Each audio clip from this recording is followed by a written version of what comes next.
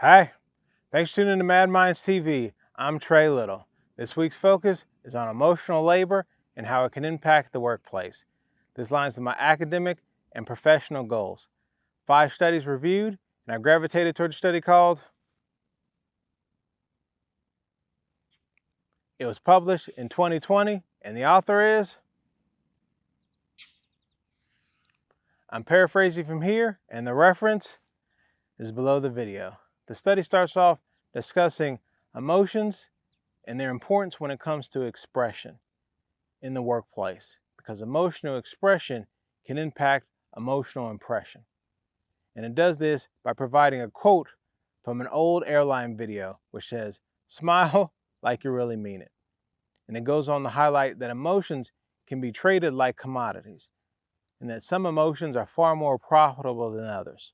Positive emotions, and specifically an authentic smile, fall into the profitability category. And this is where the terms emotional expression, emotional capitalism, and emotional labor come into play. The author goes on also to highlight that emotional labor may be more about focusing one's emotional regulation or controlling negative emotions than positive emotions. Because how much energy does a person really have to use to regulate or suppress positive emotions? The study then goes on to highlight a term called socioeconomic potential, and how socioeconomic potential is based on emotional expression. How well does a person express their emotions?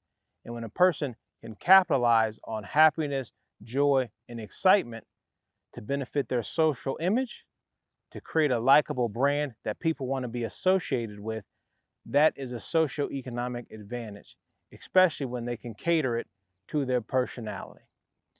This is when a term called effective labor is introduced, which effectively means personalizing one's own experiences to help decrease emotional labor, because that can help or make it easier for a person to balance their emotions. But the author does point out that before walking into an environment where a person is going to need effective labor to regulate their emotions, it may benefit that person to understand what emotional expectations and demands they're willing to accept from others. Because if you walk into an environment and you don't meet those emotional and social demands or expectations, then that may impact your overall socioeconomic potential. However, this is how I interpreted the study. You do me a favor, read it, and let me know if you interpretate it differently than I. Thanks again for checking out Mad Minds, and thanks for being awesome. Stay mad, stay sharp, be well. Thanks again. I'll see you later. Bye-bye.